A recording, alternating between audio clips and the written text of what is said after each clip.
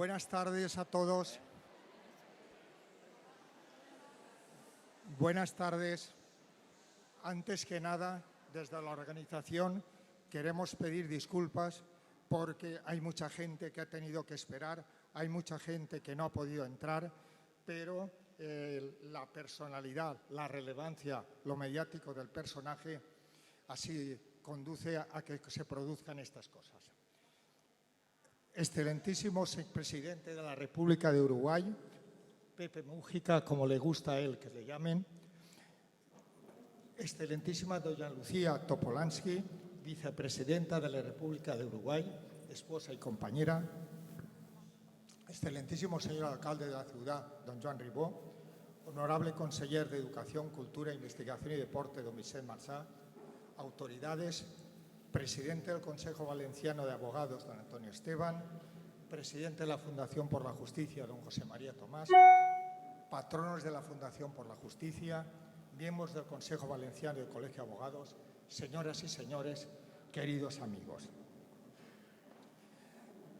Este acto que ahora tenemos se incardina dentro del acto de derechos humanos sobre derechos humanos organizado por la Fundación por la Justicia y el Consejo Valenciano del Colegio de Abogados para dar premios sobre derechos humanos 2019 a nuestro invitado. Vamos a proyectar ahora en vídeo para que todos ustedes conozcan un poquito más, si es que cabe, la personalidad de Pepe Mújica.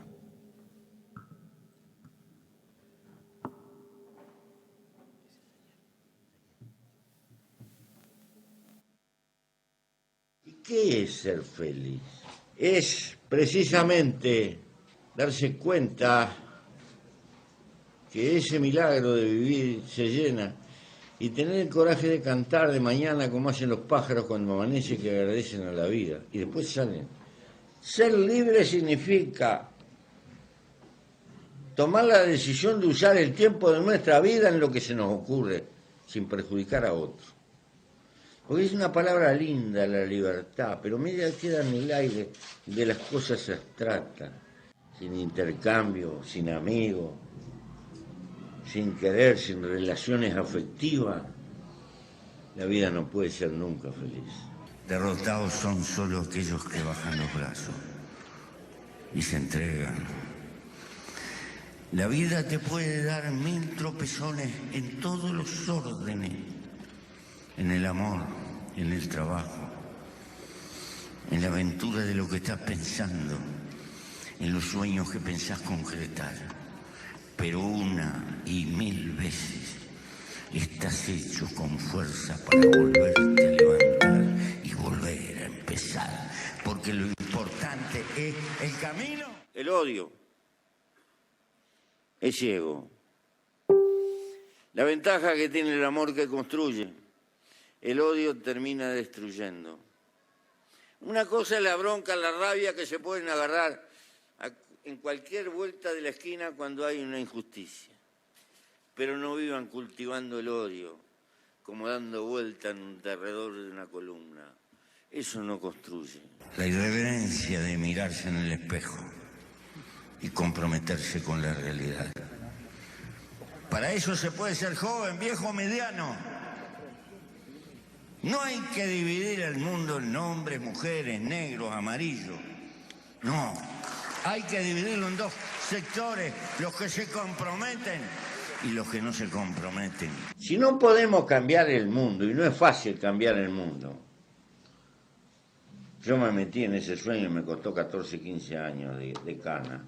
No es en línea recta y hay que luchar por cambiar el mundo, por mejorarlo. Sí, cada cual puede mejorar su propio camino en la existencia. Eso está al alcance de la mano, pero hay que tener fuerza de voluntad. Y si tienen en cuenta lo que dije antes, que uno aprende más de los errores, se van a dar cuenta que en ese ejercicio nos vamos mejorando a nosotros mismos. Hay que luchar, si queremos un mundo mejor, luchar en cada uno de nosotros de ser un poco mejor, de no dejarnos arrastrar por la pérdida de valores, aprender a conocernos y aprender a dominarnos, Aprender que tenemos un sinvergüenza adentro, pero también tenemos un tipo solidario. Y hacer primar la figura solidaria y sana de la especie humana frente a la figura egoísta que también llevamos, porque la naturaleza con inteligencia nos los pone adentro para que peleemos por nuestra vida. Es una larga marcha de seres colectivos que hay que construir. Y para construir seres colectivos hay que recordar que nadie es más que nadie y que estamos llenos de defectos y tenemos que aprender a tolerarnos los defectos, porque si no, no hacemos una columna grande. Y si no haces una columna grande, no pesás.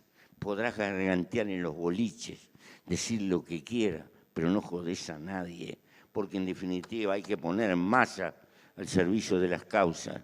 Algunos dijeron que sí, que fui un presidente pobre. Yo no soy pobre, soy sobrio. Aprendí a vivir liviano de equipaje, vivir con lo necesario, con lo justo, para tener tiempo libre y dedicárselo a las cosas que me conmueven. Para los aymaras, pobre es el que no tiene comunidad.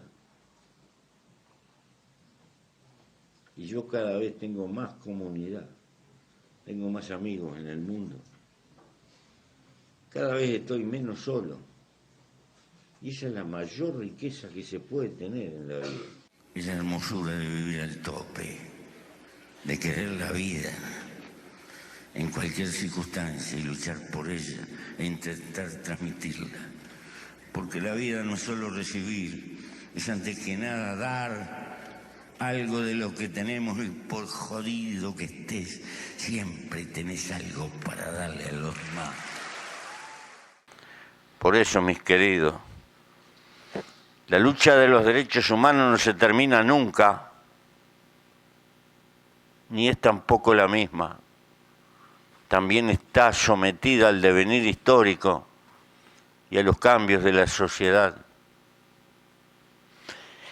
Y así como es falso comparar la pobreza, como dicen ciertos organismos internacionales que miden matemáticamente,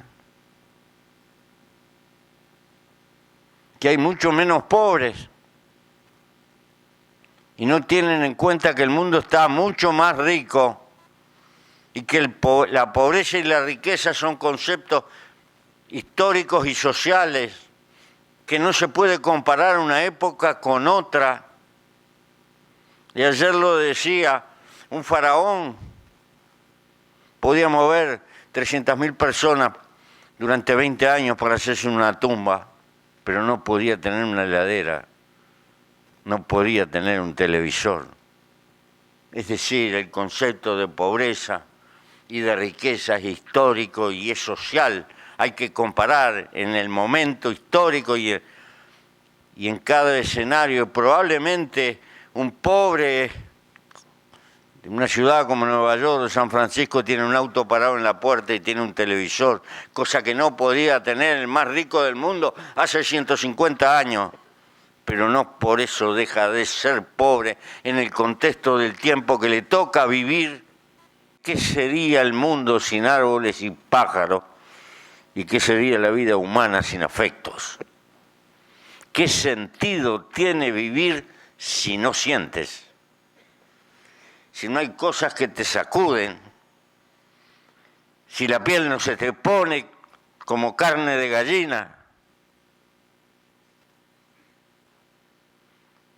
si eres incapaz de sentir angustia, de sentir alegría, de gritar gracias a la vida, de renegar, de sufrir, de amar. Le doy las gracias por el premio. No le pido que estén de acuerdo conmigo, lo único que le pido es que piensen.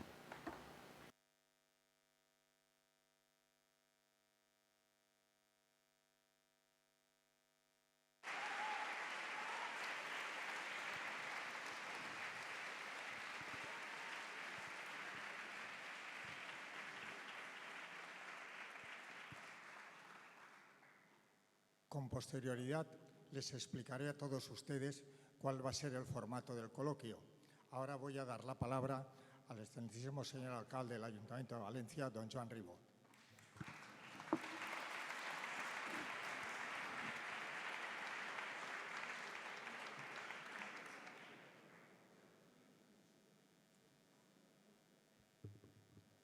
Senador y presidente de la República de Uruguay de 2010 a 2015, Pepe Mújica. Vicepresidenta de la República de Uruguay, Lucía Topolansky. Conseller d'Educació, Investigació, Cultura i Esport, Vicent Marçà. Decà de l'il·lustre Col·legi d'Advocacia de Girona, Carles Macrat. Professor de Dret Constitucional de la Universitat de València, Fernando Flores. Moderador de l'acte, Salvador Alborg. Autoritats, señores y señores. Es un verdadero placer tener en Valencia al expresidente de la República del Uruguay, José Mújica, y a la vicepresidenta del país, Lucía Topolansky. Una visita que nos ha servido durante unos días para poner encima de la mesa política, mediática y social la agenda de la vulneración de los derechos humanos alrededor del mundo. Decirlo puede sonar a casi nada si no somos capaces de poner rostro a la injusticia, a la amenaza, a la violación, a la desaparición y al desplazamiento forzado, a la muerte. Pero la realidad es que cada día millones de personas ven vulnerados sus derechos más básicos, los sociales, los económicos, los vitales, y en muchas ocasiones no tan lejos de nosotros como pensamos. Y los gobernantes de los pueblos más pequeños y de los países más poderosos tenemos la obligación de velar por estas personas.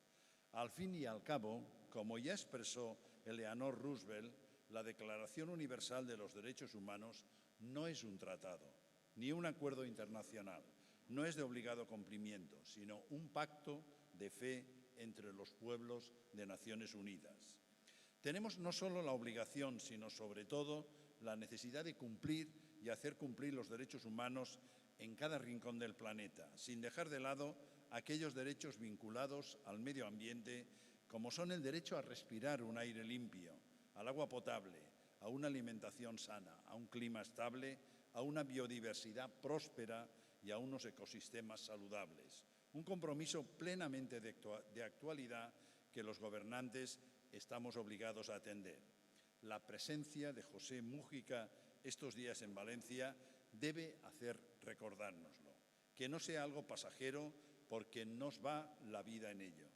Desde el municipalismo, muchas ciudades estamos aportando nuestro grano de arena por la sostenibilidad. Nunca es suficiente, pero es importante dar pasos firmes porque la emergencia climática es ya una emergencia por la vulneración de los derechos humanos en muchos países del mundo. Gracias, Pepe, por hacérnoslo presente y decirte lo que decía ayer. Yo no me atrevo a decir que quiero ser como tú. Me conformo con decir que quiero aproximarme un poquito a cómo eres tú. Gracias.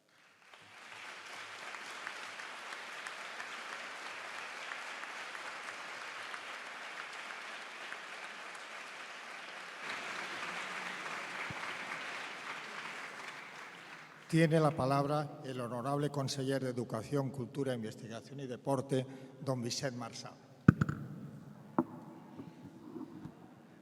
Buenos días, buen día a totes y tots.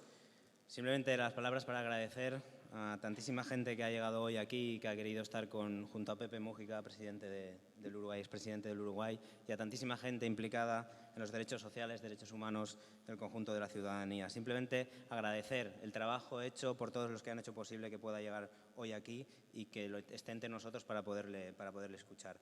Y en primer lugar, darle el agradecimiento, evidentemente, a la Fundación por la Justicia.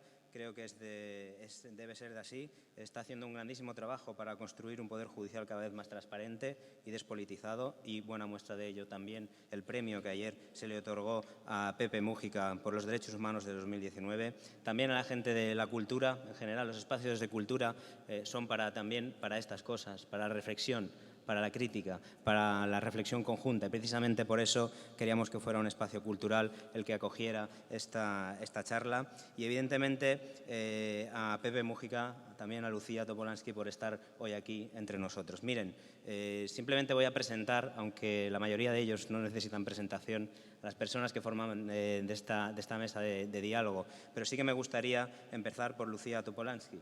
Es senadora, ha sido diputada y ha sido... Gracias.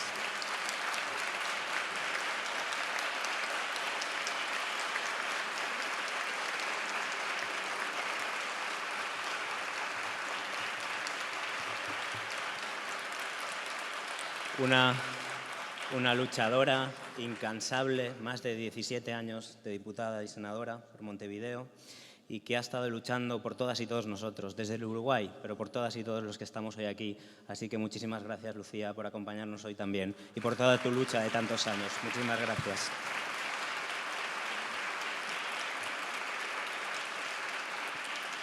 Nos acompaña también en la mesa Fernando Flores Jiménez, es profesor de Derecho Constitucional por la Universidad de Valencia.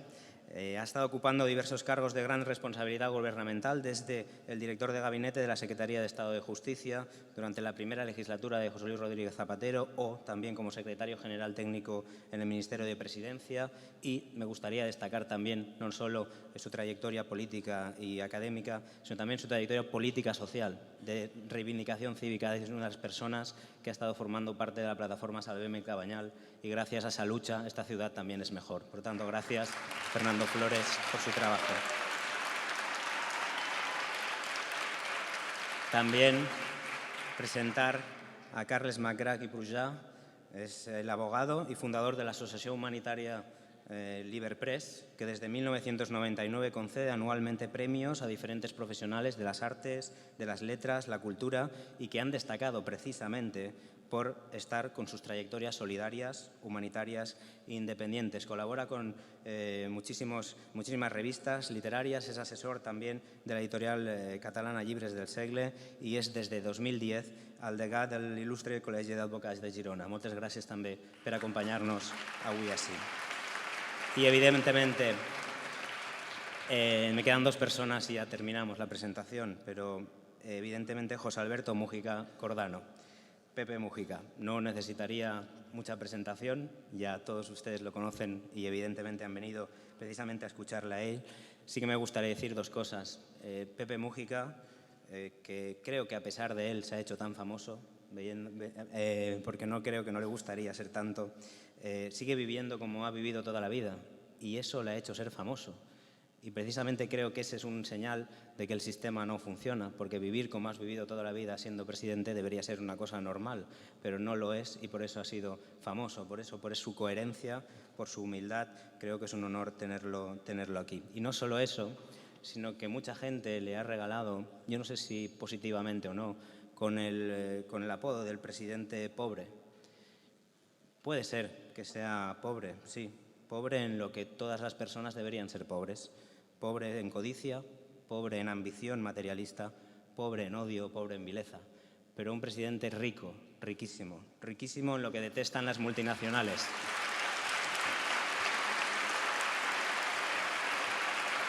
Riquísimo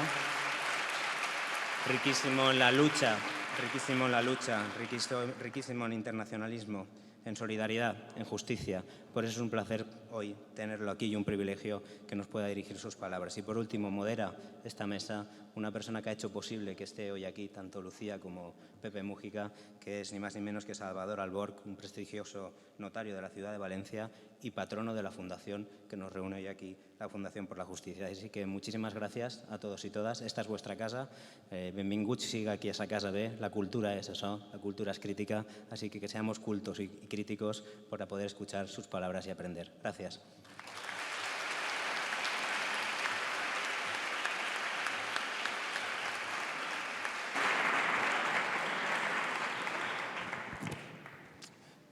Como les he adelantado, de una manera muy sencilla y breve, porque lo que interesa a todos ustedes es oír al personaje, a Pepe Mújica, les voy a decir el formato de este coloquio. Quiero, en primer lugar, decir que la organización y el acto es tanto por la Fundación por la Justicia como por el Consejo Valenciano de Colegios de Abogados. A cada uno al César lo que es del César, pero así hay que reconocerlo. Quiero decirles que van a intervenir ahora para abrir el debate y el coloquio las dos personas que ha citado el conseller, Carles Magrat y Fernando Flores. Ellos van a formular las preguntas a nuestro invitado y personaje sobre derechos humanos para que él las vaya contestando. También todos ustedes van a tener ocasión de intervenir. No digo todos porque va a ser imposible con la gente que hay, pero muchos de ustedes habrán tenido en sus asientos unas cartulinas que, si formulan la pregunta, yo después se la podré plantear a nuestro invitado. Va a ser imposible, lo digo todos, porque sería esto interminable. Quisiera decir, para introducir el coloquio, que el tema de los derechos humanos es apasionante e inquietante. Y como diría el poeta, no corren buenos tiempos para los derechos humanos. Y es que todos sabemos que los derechos humanos son una realidad dinámica que evoluciona con el devenir histórico y lo hacen en atención a los desafíos que en cada contexto se presentan como amenazas o riesgos para la dignidad humana. En la actual coyuntura global, algunos principales retos para la efectividad de los derechos proceden, de un lado, de las consecuencias de las crisis económicas y de las medidas adoptadas para hacerles frente y que han traído consigo un incremento de la pobreza, de las desigualdades y de la exclusión social. Y, de otro lado, de la ambivalencia del desarrollo tecnológico, que puede contribuir a mejorar las condiciones de vida de las personas, pero que también comporta riesgos para las libertades e incluso, como se ha dicho, para la sostenibilidad de la vida humana en el planeta. Remedando las palabras que dice Pepe Mújica, para provocar el holocausto ecológico. Tras esta breve introducción, voy a ceder la palabra a don Carles Magrat, que ya han presentado, para que pueda formular o hacer las consideraciones que estime convenientes a nuestro invitado Pepe Mújica. Tiene la palabra. Gracias. Sobre todo la abogacía, pues... ¿Se me escucha? Quería hacer una serie de preguntas, ya que para que él conteste, evidentemente, como sabemos, Pepe, el futuro no existe, solamente es el presente y el pasado cercano. Entonces, decir el futuro de los derechos humanos, que es aún mucho más difícil, quería que tú dijeras qué para ti es el futuro de los derechos humanos, pero que creo que tú ya me dijiste, hemos hablado, que claro, el futuro de los derechos humanos empieza con nosotros, empieza con el entusiasmo que nosotros, cada uno de nosotros, de vosotros, pongáis en el día de hoy realizar un trabajo, aunque sea pequeño, para los derechos humanos, un pensamiento para continuar haciéndolo, y esto lo que hará que el futuro sea un futuro positivo para estos derechos.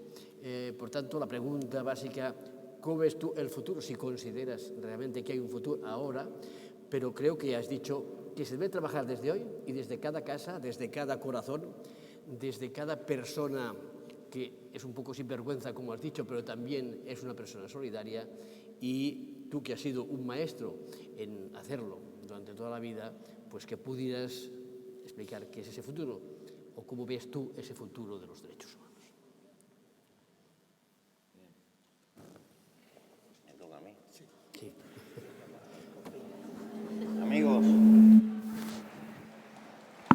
Amigos, muchas gracias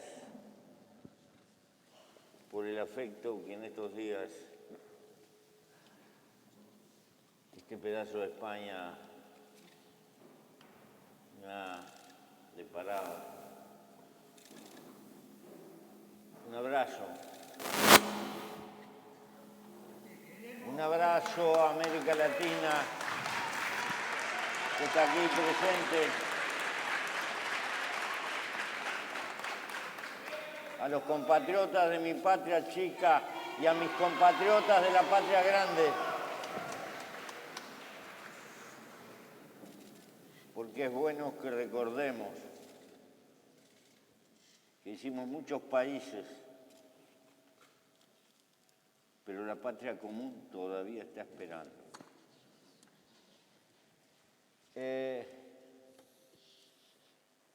Futuro de los derechos humanos. La primera pregunta, ¿habrá futuro? ¿Cuándo? ¿Y cómo?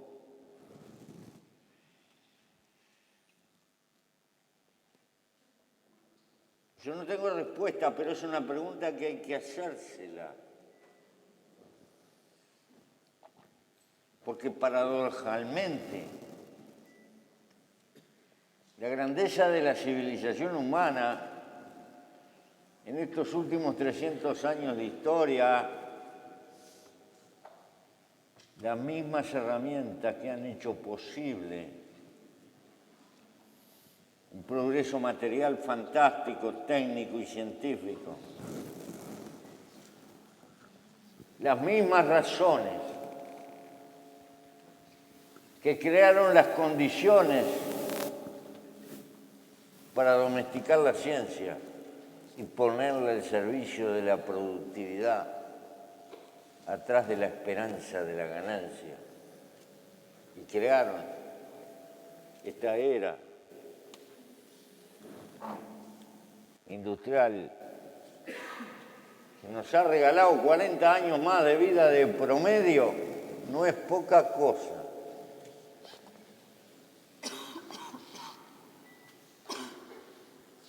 Amenaza, porque se ha hecho indetenible, porque hemos fundado y creado por el devenir histórico una civilización. Y ahora esa civilización no tiene gobierno, nos gobierna a nosotros mismos. Porque fue la ganancia, el afán de ganancia que hizo que los mercaderes fundaran en derredor de las viejas ciudades la Liga Hanseática, la división del trabajo como primer escalón de la era industrial. Y fue a partir de ahí que se ha desatado este torrente creador formidable. Curiosamente, esa cosa que llevamos adentro que nos puso la naturaleza, ese duelo entre egoísmo como individuo, pero por ser animales gregarios, a su vez la necesidad de solidaridad, porque fue la cooperación lo que ha creado la base del éxito humano arriba de la tierra. Este duelo ha estado descompensado a favor del egoísmo. Formidablemente el egoísmo ha triunfado y ha impulsado toda esta formidable creación, pero no puede parar. Me decía un viejo lleno de plata, que se murió hace poco, que conocí hace algunos años. Le pregunté, don David Rockefeller, ¿y cuándo para usted? Tenía 97 años, andaba con un andador. Yo no puedo parar. Bueno, y esa es la historia del capitalismo. No puede parar. Necesita cada vez más mercado. Y ha necesitado y ha creado una cultura que le es funcional, no la cultura que nos enseñan en las universidades, en los liceos, sino la cultura subliminal que domina nuestras emociones, que tiende a hacernos a cada uno un comprador compulsivo,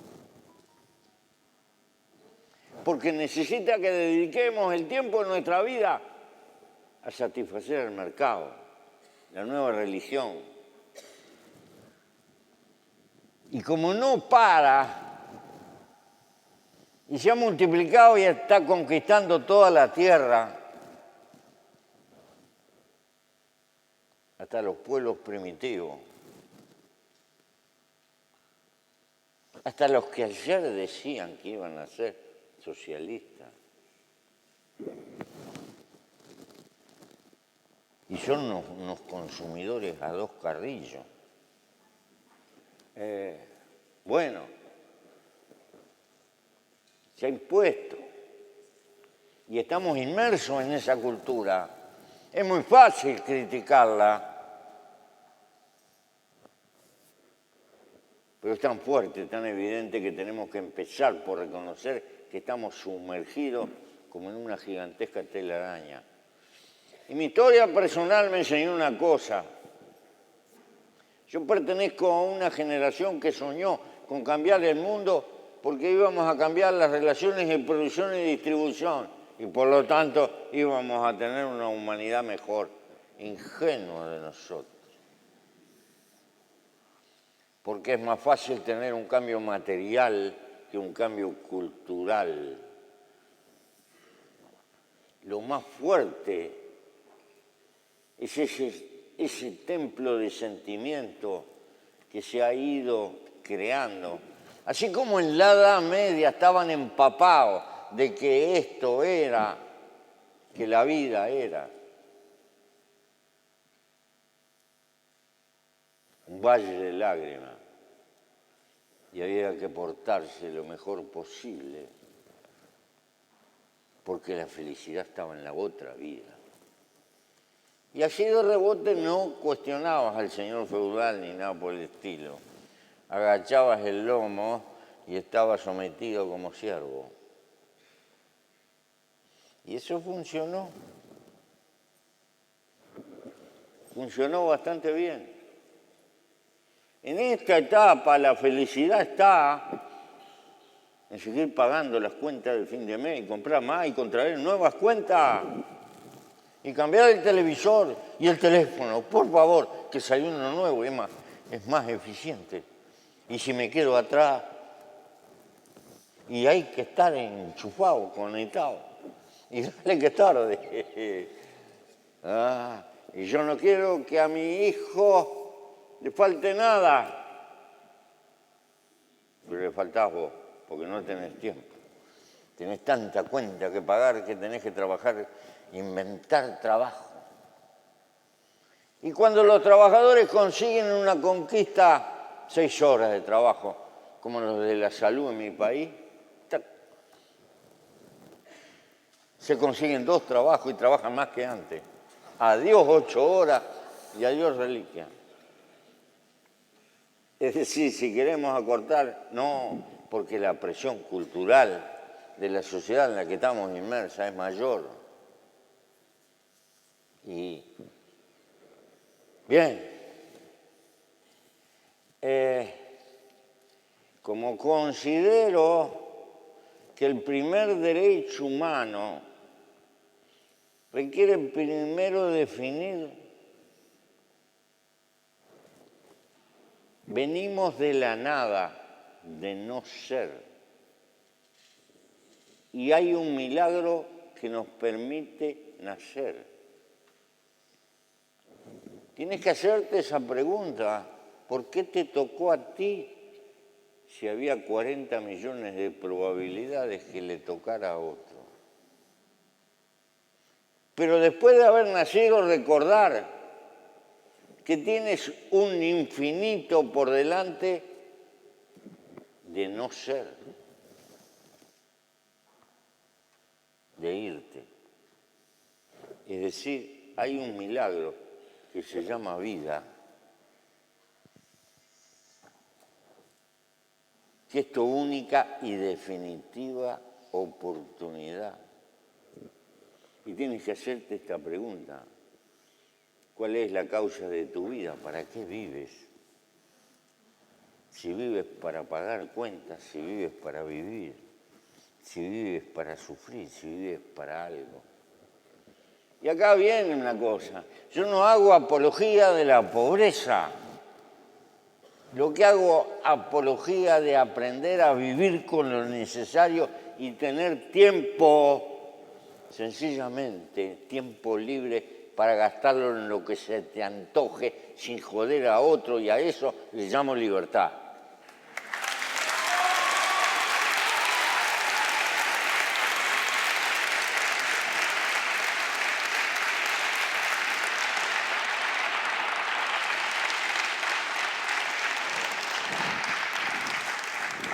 No se tome esto en términos sencillos, porque si eres un sujeto vivo, tienes necesidades materiales, como la tiene la hormiga, como la tiene el escarabajo, como la tiene la lechuga, como la tiene la palmera. Todo lo vivo tiene necesidades y lucha por vivir. Pero tú tienes conciencia. La palmera parecería que no tiene conciencia. Parecería. Se puede discutir. Pero al tener conciencia, tienes el hondo sentir de la vida y de la muerte. Y no puedes comprar vida. Entonces la gran pregunta, ¿cómo gastas tu vida? Porque de hecho la civilización de mercado, de hiperdependencia del mercado, determina que tú no estás comprando con plata, sino que estás comprando con el tiempo de tu vida que gastás para tener esa plata. Compras cosas con tiempo de tu vida, pero tu vida no tiene canje y se termina. Entonces, el poner los límites, el concepto de sobriedad, parte de esta base. Trabajar hay que trabajar, porque si no trabaja, estás jodiendo a otro que trabaja. Claro. De pronto puedes organizar las cosas que otros pierdan su libertad para que trabajen para vos. Pero en ese caso estás robando libertad humana. Pero hay que ponerse un tope en las necesidades que te van multiplicando. Pero has de saber que esta civilización está basada en la recreación permanente de necesidades que se hacen. Al principio son lujos e inmediatamente son cosas impostergables. Y a eso le llamamos progreso. Bien. Y para esto no hay receta y no hay soluciones generales. Las soluciones están en la cabeza y están al alcance o no de cada uno. No puedes cambiar el mundo, pero puedes lograr que el mundo no te maneje del hocico como un ternero que lo llevan al matadero. Pero eso depende de ti. Y no me jodan que no se puede vivir a espaldas de la economía de despilfarro. Y no hay que tirarse abajo un puente o acostarse abajo una chapa de zinc para vivir. No.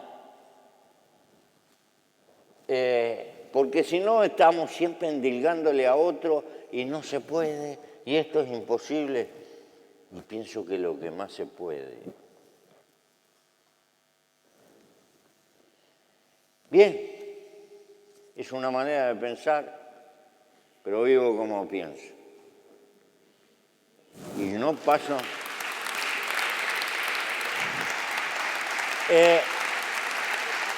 Entonces, no soy pobre, no somos pobres con mi vieja, porque vivimos como optamos vivir. Y a veces estamos apestados de tanta cosa. Igual, hay que vivir como rechazando, como aguantando. Entonces,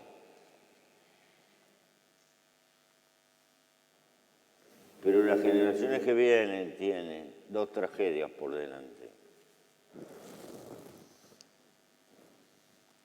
Porque somos tan irresponsables que no hemos podido corregir.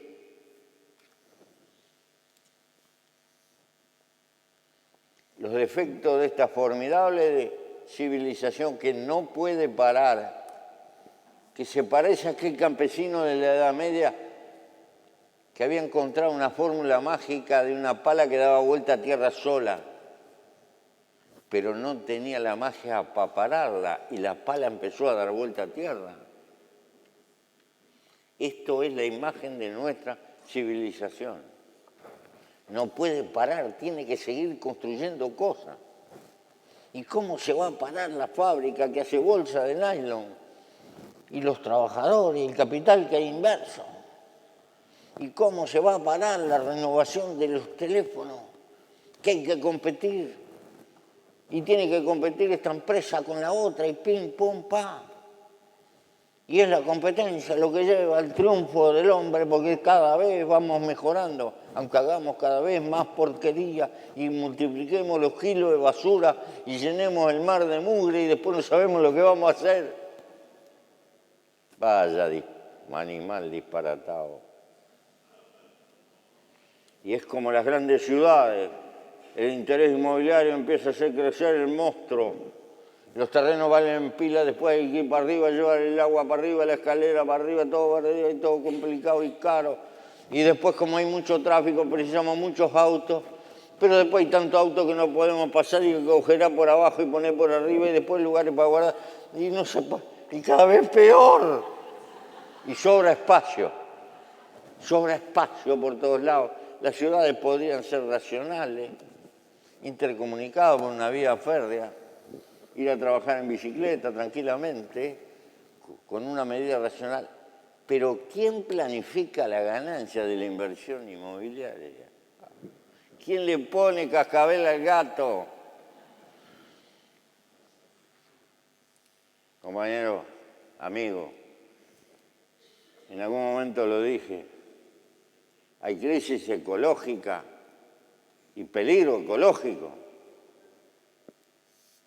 por debilidad política, porque la política no puede conducir a nuestra civilización.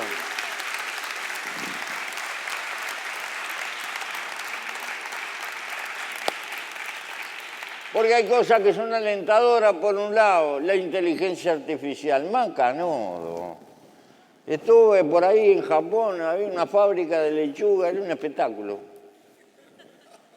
20.000 lechugas por día y trabajarían 10 personas, no sé, cuando mucho. Todo automático, una cosa bárbara. Macanudo. Siempre y cuando la inteligencia artificial trabaje para todos y no para poco. Porque si no estamos fritos.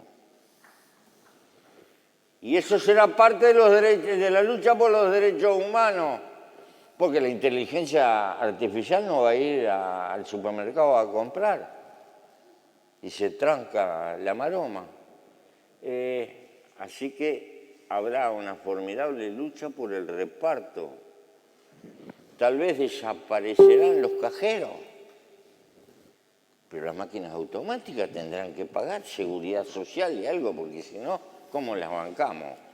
Y el que tenga que pagar va a patear, va a armar lío, va a ser el dueño de ese cacho de inteligencia artificial y no va a querer pagar impuestos. Se habrá lío en el futuro. Es una garantía que va a haber flor de lío y que tiene que haberlo, porque de lo contrario, ¿cómo mantener el género humano arriba de la tierra? Los adelantos tecnológicos son formidables, pero según el servicio de qué. Por todo esto, dos grandes causas del futuro de los derechos humanos. Primero, el derecho a vivir, tener agua limpia, sin micropartículas de plástico, como encontraron en las cervezas de Alemania. Agua limpia,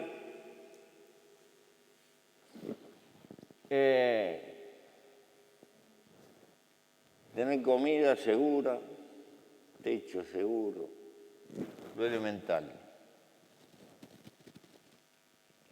Pero si la vida es importante, el avance científico asegura que en los próximos 50 años, tal vez, y sin tal vez, los que tengan mucha plata van a lograr vivir 50, 80, 100 años más. Porque la ciencia va a estar en condiciones de rejuvenecerte esto, de cambiarte el corazón, el hígado, buena parte de tu sistema nervioso, la reproducción de los tejidos, etcétera, etcétera, etcétera. No hay duda. Por primera vez el hombre va a estar en condiciones de comprar años de vida con plata, pero no va a ser para todo, va a ser para los que tengan mucha plata.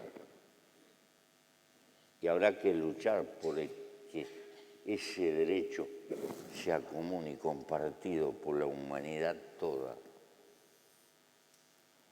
No voy a estar en ese mundo. Va a ser un mundo peligroso, lleno de ancianos saludables.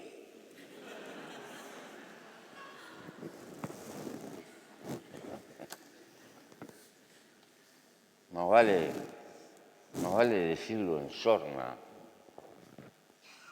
para disimular que va a ser el sacrilegio más grande en la historia de la vida del hombre. Hasta ahora, la única cosa fantásticamente democrática era la muerte. Hacia adelante no va a ser tan así. Por lo menos probablemente se pueda alargar enormemente la hermosa aventura de la vida. Este es uno de los futuros de la lucha de los derechos humanos, longevidad para todo. No se va a presentar en la historia humana así, salvo que haya cambios civilizatorios formidables. El segundo gran derecho, el principio, el sostener la vida, el tratar de sostener toda la forma de vida que nos acompañan en esta navecita que anda dando vuelta en la soledad gigantesca del universo. Porque hoy sabemos lo que no sabíamos. Que cuando una forma de vida desaparece, no solo desaparece una reliquia, desaparece probablemente una forma de conocimiento que puede servir para el futuro. No existe maravilla más alumbradora que los misterios que rodean a cada forma de vida, ya sean eucariotas, ya sean seres primitivos que se reproducen por división, ya sean seres vegetales, seres animales,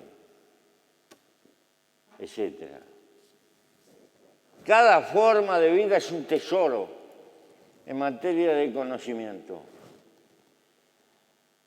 Y dejar que desaparezca una forma de vida es perder una fuente de conocimiento para las generaciones que van a venir. Por todo esto, creo que la defensa global de la vida, en primer término, la vida humana, significa la defensa del planeta, de los equilibrios del planeta, la cuestión ecológica, no es una aventura literaria, ni se arregla. Yo aplaudo esos muchachos voluntarios que van a sacar botellas del agua y cuestiones por el estilo y tratar de limpiar los basurales. Sí, aplaudo por la actitud moral que significa eso. Pero tenemos que luchar por cambiar los parámetros de toda nuestra civilización. No podemos seguir construyendo cosas para tirar. El reciclaje no puede ser una actividad de condenados a vivir en la pobreza, de gente condenada a vivir en la basura. Tiene que ser una actividad próspera porque cada producto que se construye debe de estar pensado para ser reciclado y debe de incluir parte de los costos del reciclamiento, aunque nos cueste más. Porque tenemos que transformar el aprovechamiento en una actividad próspera, ya que el mercado es el único motor que nos conduce. Más claro, tiene que ser un buen negocio para que funcione y no gente condenada a vivir en la miseria que está peleando con la basura. Pero esto es muy sencillo de decir. Pero tienen que ser medidas globales que cubran el mundo entero, porque si no, ¿cómo competís con el otro? El que hace cosas para descartar te va a vender a menos precio y te mata. ¿Y qué haces con los chinos? Y con los que no siendo chinos es como si fueran chinos. Estamos fritos, ¿verdad? Por eso el problema es impotencia política, porque los viejos que conducen el mundo, los gobernantes que conducen a los países centrales, miran para otro lado, se hacen los distraídos, porque no quieren enfrentar la bronca de los intereses con los cuales hay que pelear. Entonces, porque paradojalmente sabemos lo que hay que hacer, tenemos los medios para ir, y sabemos que los hombres de ciencia hace mucho tiempo que nos vienen bombardeando, y tenemos los efectos, pero somos incapaces de tomar las decisiones que hay que tomar. Y todavía de vez en cuando hay algún gran gordo presidente de un país gordo y pesado que se da el lujo de decir que lo del cambio climático son cuentos chinos. Yo sé que los chinos hacen mucho cuento. Sí, pero no es cuento lo que avanza. Entonces, estas son luchas que están planteadas en el futuro y que significan, como otras, una reeducación de nuestros gurises, porque hemos sido tan irresponsables que le vamos a dejar un mundo que nuestros nietos no sé lo que van a hacer.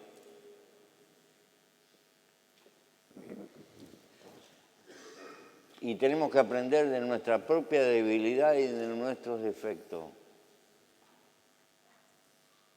Hay que invertir muchísimo en la cabeza de las nuevas generaciones para que no sean tan egoístas y tan estúpidos como hemos sido nosotros, incapaces de frenar el conjunto de intereses que nos están condenando. Está ganando el corto plazo y hay que trabajar para las generaciones que vienen, porque ellos tendrán que navegar en la ruina de este barco que se llama Tierra. Para mí quiere decir que eso soluciona todos los problemas de derechos humanos, no. Yo cuando entraba acá habían botijas ahí que me gritaban, en Guatemala están matando gente y esto y lo otro, pero si lo sabré. Hace 40 años te hubiera dicho, andate a las montañas y peleá y dejate de lloriquear acá. Pero ahora, como soy viejo, no te quiero mandar a la paliza. Trata de que tu gente viva lo más posible. Y tratamos de entender que la responsabilidad colectiva de nuestra humanidad en derechos humanos se desparrama por el mundo entero. Y que no podemos aceptar esa imagen de que va a haber un mundo de dos velocidades. Un mundo protegido por el Mediterráneo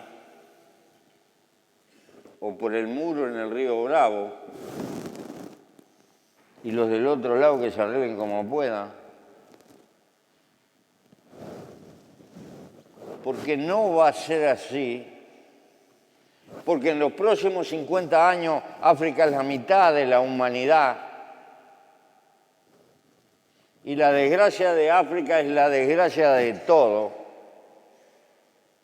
Y esto hay que entenderlo, estamos en un barco donde no se salva a nadie, o salvamos entre todo el barco. Por ejemplo, entonces considero que la lucha de estas cosas es global, más global que la propia economía, nos debe de comprometer.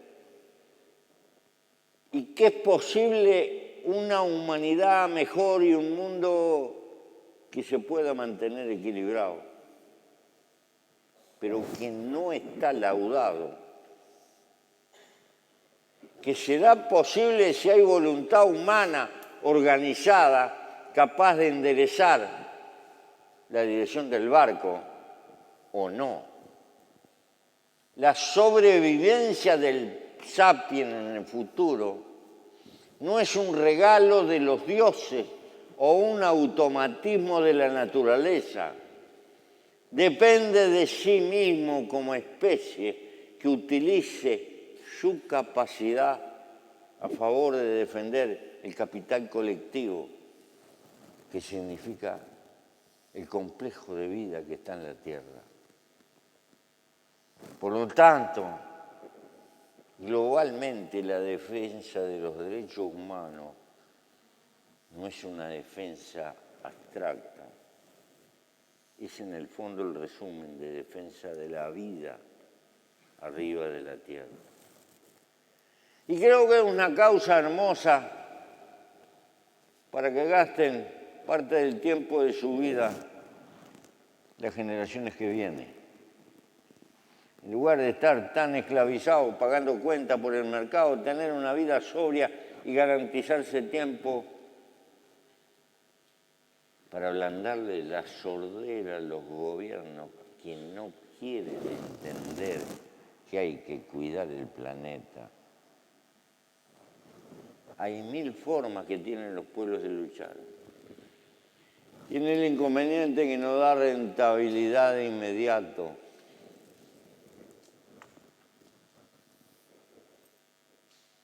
Tiene la ventaja que le da una causa y una respuesta. ¿Cuál es el sentido de tu vida? Vuelvo a repetir lo que dije anoche. No estén de acuerdo con lo que digo. Piensen.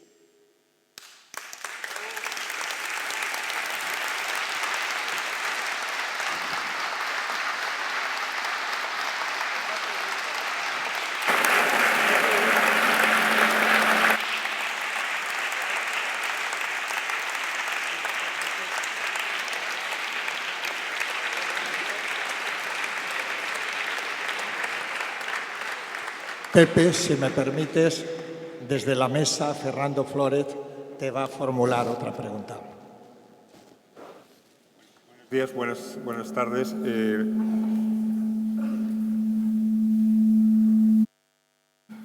Como Pepe, parte de las preguntas que tenía yo en la cabeza, bueno, hay dos cosas. Una cosa que me ha gustado mucho es que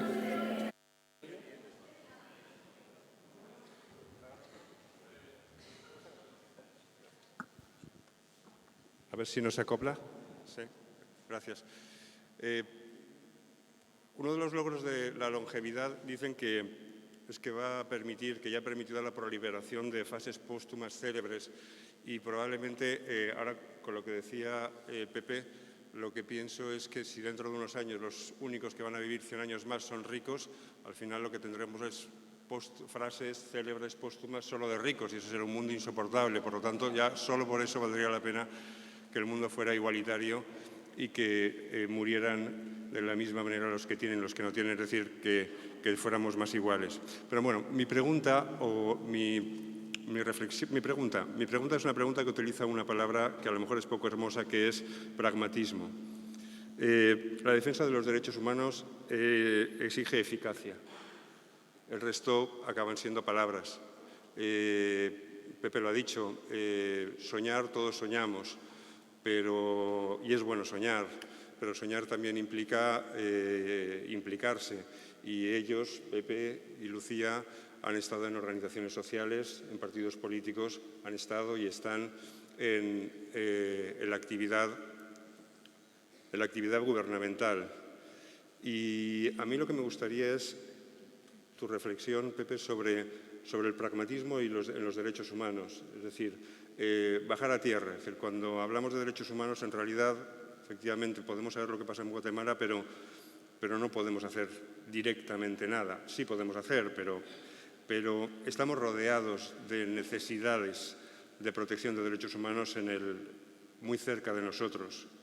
Entonces, la educación, la organización, la acción, la empatía con organizaciones que trabajan como nosotros, pero trabajan por lo que trabajamos nosotros, pero no como nosotros. Me gustaría, y que en ocasiones no tenemos la empatía suficiente con ellas. Sé que eso sucede acá, pero sucede también en Uruguay y sucede en todos los sitios. Es decir, cómo ser pragmático, aunque muchas veces ser pragmático no sea lo más admirable del mundo. Gracias. Bien. Comprendo perfectamente la inquietud. Lo que estamos hablando tiene un sentido.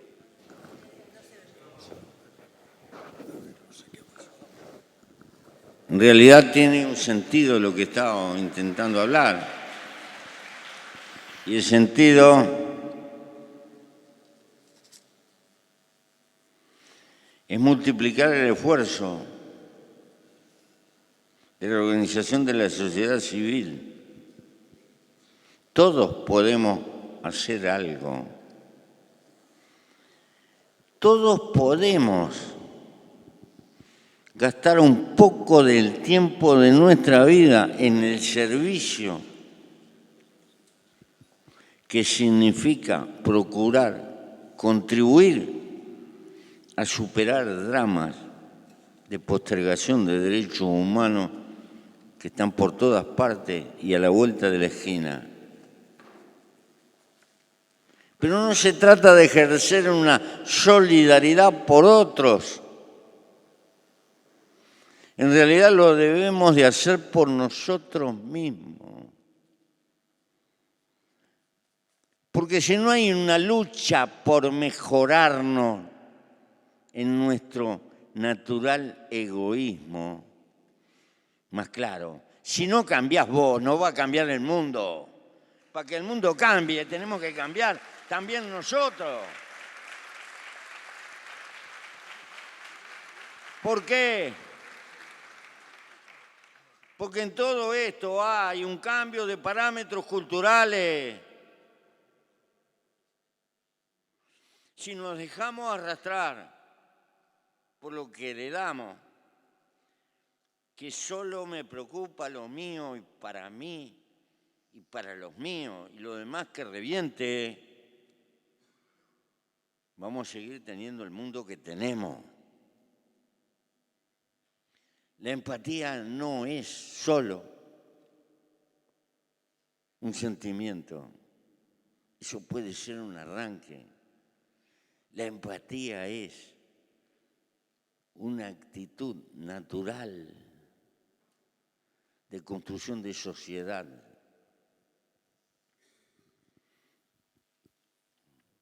el hombre ha llegado acá por ser cooperativo. La civilización es la herencia de cooperación más grande que recibimos cuando nacemos, aunque no nos demos cuenta, desde aquellos que descubrieron el fuego y la rueda, semejante pavada.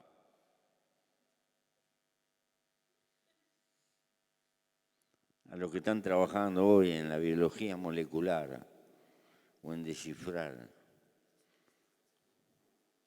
los mensajes de los genomas. Eso que llamamos civilización es la solidaridad intergeneracional. ¿Y cuál es el sentido de nuestra vida en este mundo religioso?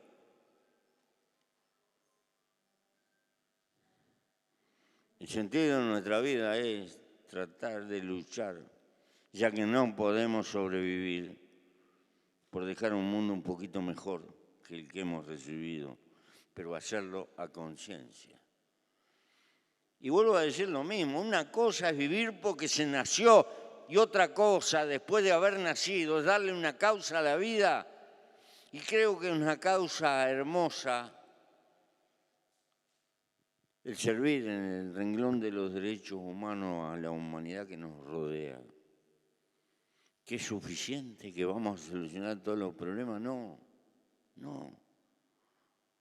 Tal vez nunca puedan, porque la imagen de problemas que aparecen se multiplica mientras vamos avanzando. Pero en el fondo no es solidaridad por los otros, es solidaridad por nosotros mismos.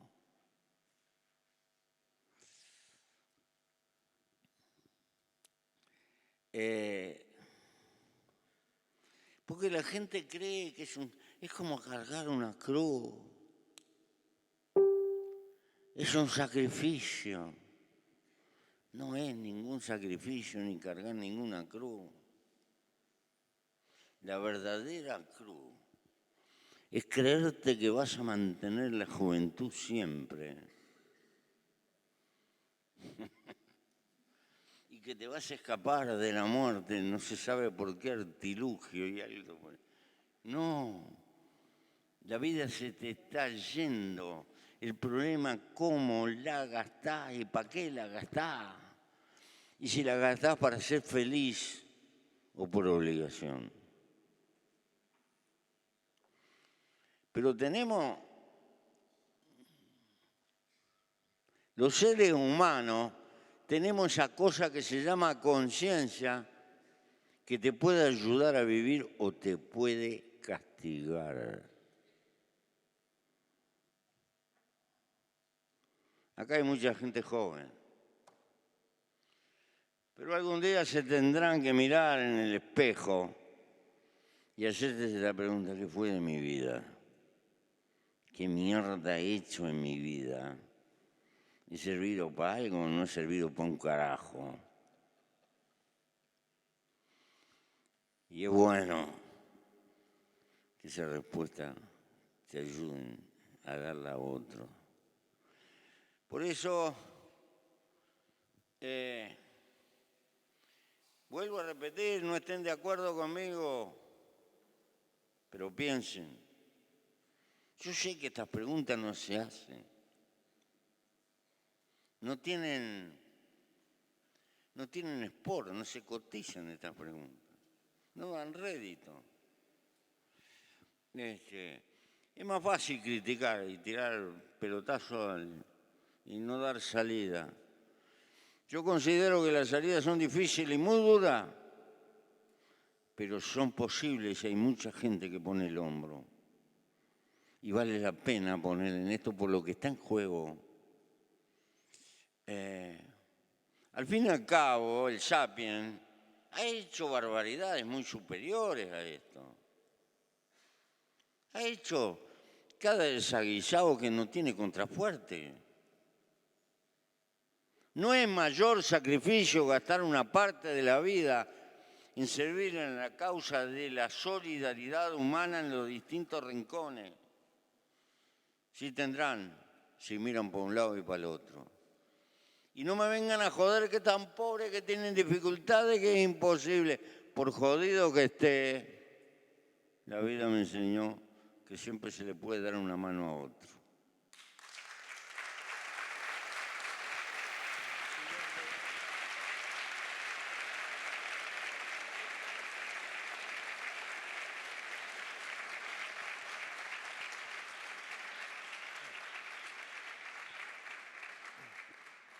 Para este moderador nunca ha sido más fácil o más difícil, según se mire, pues moderar un coloquio, porque dejar hablar a Pepe Múgica es un seguro, es una garantía de que lo que dice va a gustar y por lo tanto no hace falta ninguna interrupción.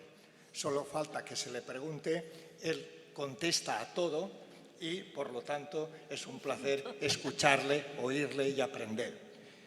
He de pedir también disculpas, como he hecho al principio, por la cantidad de gente que se ha tenido que quedar fuera, por el pis que tiene el personaje y también porque habíamos dicho que podían formular las preguntas por escrito. Aquí hay muchas, hay una que especialmente lamento porque es una señora que dice que está aquí la primera desde las 8 de la mañana y que quería formular una pregunta personalmente, pero no ha lugar a contestar prácticamente a ninguna. A ver dónde decía la que está.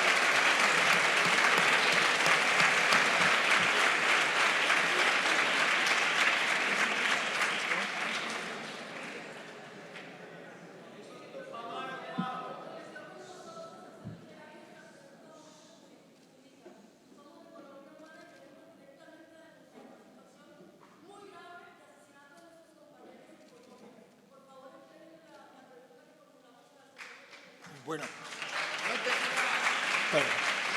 No te entendí un carajo, nada. perdón. No, mire, Hablar despacio.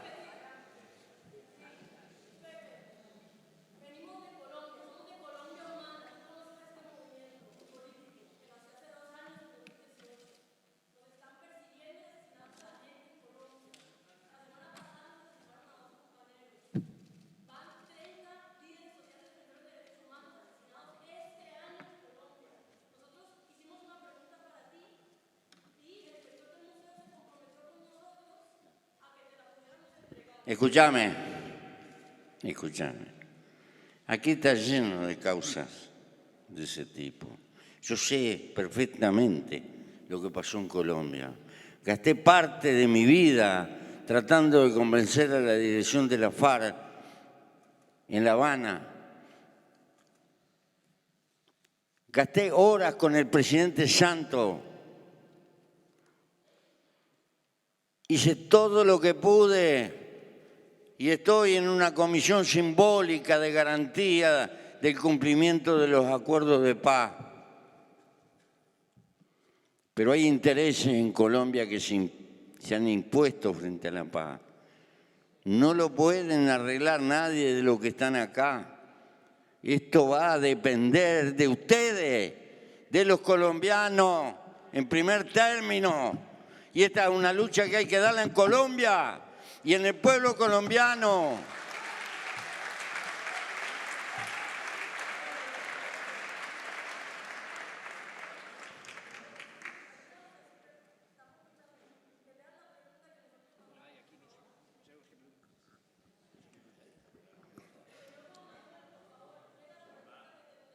bueno, perdone, aquí sí que como moderador tengo que intervenir.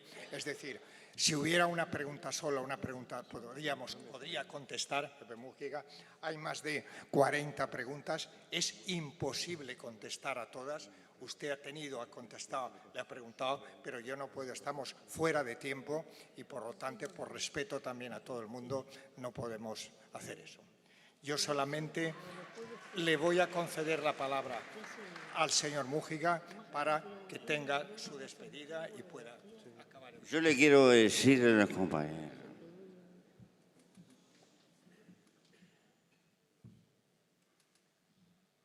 que los que estamos acá no somos magos. No podemos arreglar el mundo. Apenas estamos invitando a que la gente se comprometa, no en un acto público, en la construcción de organizaciones populares que serán ONG, serán partidos políticos, serán lo que fueren, porque solo lo único que hacemos es conversar en un boliche y quejarnos. Y hay que comprometerse con el cambio de la realidad, pero el compromiso es colectivo, con otros que piensen parecido o que piensen igual. Los seres humanos de a uno no jodemos a nadie. Los seres humanos nos tenemos que mover en cardúmenes, nos tenemos que mover en organizaciones y tenemos que aprender a funcionar con organizaciones, con colectivos, porque ahí podemos hacer fuerza. Lo fundamental en la historia humana no son los caciques. Ningún cacique cambia ninguna realidad si no tiene una larga fila de indios que lo respalden. La verdadera fuerza no está arriba, está abajo. Pero el problema es que los que están abajo tienen que darse cuenta de la fuerza que tienen.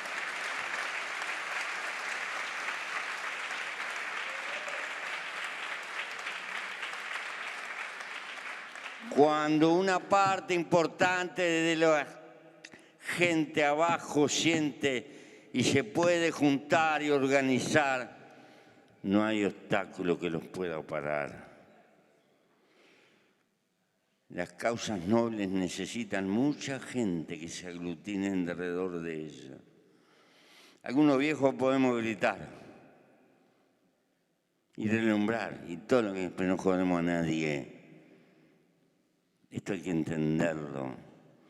Por eso, sean partidos, sean organizaciones, sean ONG, sean lo que fuere, traten, apuesten a juntarse con los que piensan parecido.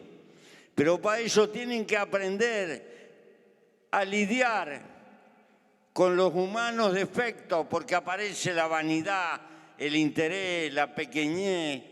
La trampa está en todos lados, porque los seres humanos no somos dioses y las masas no son Che Guevara, redentores. Las masas son lo que son, seres humanos, con corazón, con bolsillo. Y hay que aprender a juntar y a respetar y a lidiar con eso, porque sin fuerza colectiva está frito. Gracias.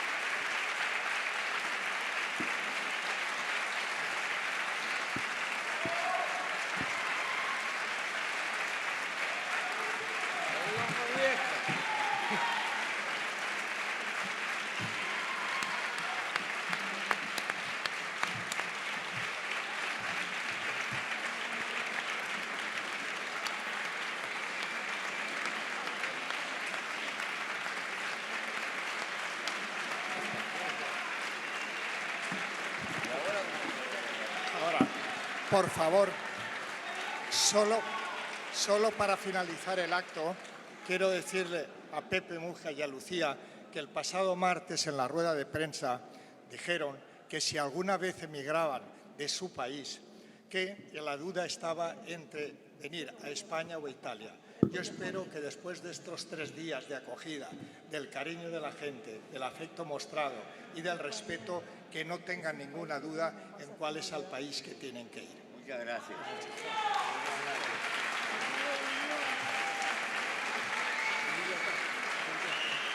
Y por último, y ya para acabar, me piden desde seguridad que por favor dejen salir al señor Mujica y su esposa y después salgan los demás. Muchas gracias.